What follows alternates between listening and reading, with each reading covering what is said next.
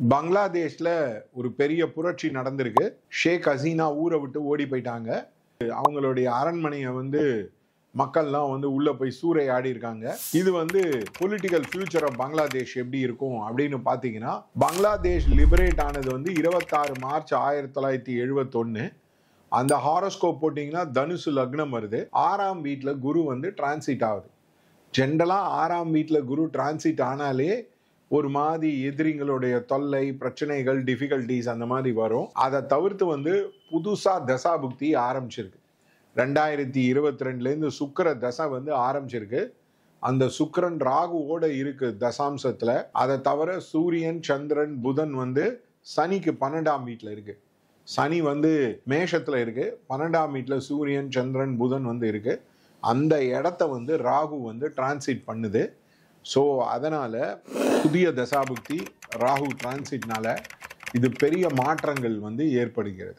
ரெண்டாவது இம்பார்ட்டன்ட் விஷயம் சனியும் ராகுவும் மீனத்துல மீட் பண்ணும். அந்த மீனத்துல மீட் பண்ணும்போது சூரியன், சந்திரன், புதன் அந்த மாதிரி எல்லாமே கம்பைன் ஆகும்போது அந்த இடத்துல இன்னும் பெரிய பிரச்சனைகள் வரும்.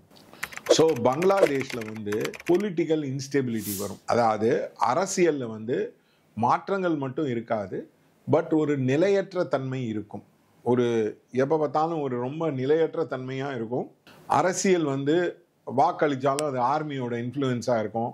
அதாவது ஷேக் ஹசீனாவோட எதிரிங்கெல்லாம் முன்னுக்கு வந்தாலும் ஆனா அது ஒரே ஒரு கியாட்டிக்கான ஒரு சிச்சுவேஷனா இருக்கும். யாருக்கும் பெரும்பான்மை இருக்காது, ஒரு மாதிரி முடிவெடுக்கிறது கஷ்டமா இருக்கும். அதே மாதிரி எக்கனாமிக் டவுன்ஃபால் இருக்கும். அதாவது அவங்க எக்ஸ்போர்ட்ல துணி எக்ஸ்போர்ட்ல ஹையானது, அது எல்லாமே கீழே விழும். பங்களாதேஷ் ஒரு வீழ்ச்சி பாதையை நோக்கி போகிறது. அவங்களுடைய கரன்சியை டீவேல்யூவேட் பண்ணுவாங்க. அவங்க அன்எம்ப்ளாய்மெண்ட் ரேட் இன்க்ரீஸ் ஆகும். திருப்பியும் பொலிட்டிக்கல் கேஆஸ் நடக்கும். சோஷியல் அன்ரெஸ்ட் நடக்கும். இப்போ சோஷியல் அன்ரெஸ்ட்ல அவங்க பங்களாதேஷில் இருக்கிற இண்டூஸ் எல்லாம் சாவடிக்கிறாங்க. பட் அதெல்லாம் டெம்பரவரி ஃபினாமினன். இந்த ஃபினாமினன் திருப்பியும் பங்களாதேஷில் சோஷியல் அன்ரெஸ்ட் வரும்.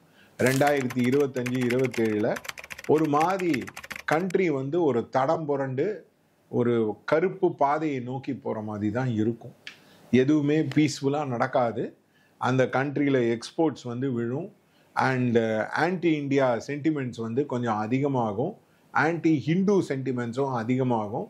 நிறையா ரெஃப்யூஜிஸ் அதாவது இந்த பங்களாதேஷ்லேருந்து ஹிந்துஸ் நிறைய பேர் வெஸ்ட் பெங்கால், திரிபுரா அந்த மாதிரி ஏரியாக்கெல்லாம் நிறைய பேர் வருவாங்க.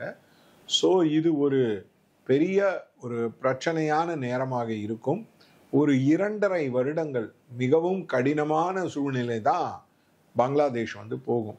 இந்தியாவோட நெய்பரை சுற்றி பார்த்தீங்கன்னா எல்லாருக்கும் ப்ராப்ளம். மால்டிவீஸுக்கு ப்ராப்ளம், ஸ்ரீலங்காவுக்கு ப்ராப்ளம், பாகிஸ்தானுக்கு ப்ராப்ளம், அண்ட் நேபாளுக்கு ப்ராப்ளம். அதே தான் பங்களாதேஷுக்கு ப்ராப்ளம். ஸோ இந்தியாவோட நெய்பர் எல்லாருக்கும் ப்ராப்ளம் வரதுனால இந்தியா செழிப்பாக இருக்கும். கூட பிறந்தவங்கெல்லாம் நல்லா இல்லாட்டி அண்ணா நல்லா இருப்பான்ற மாதிரி இந்தியாவுக்கு இது ஒரு ப்ராஸ்பெரிட்டியான டைமாக இருக்கும்.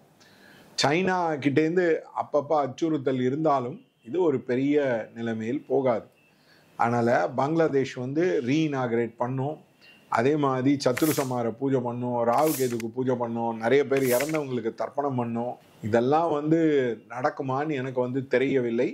அதனால் பங்களாதேஷ் ஒரு எக்கனாமிக் கேஆஸ், ஒரு பொலிட்டிக்கல் கேஆஸ் நடக்கும். இது ரொம்ப ரொம்ப டிஃபிகல்ட்டான டைம் தான் பங்களாதேஷ்க்கு.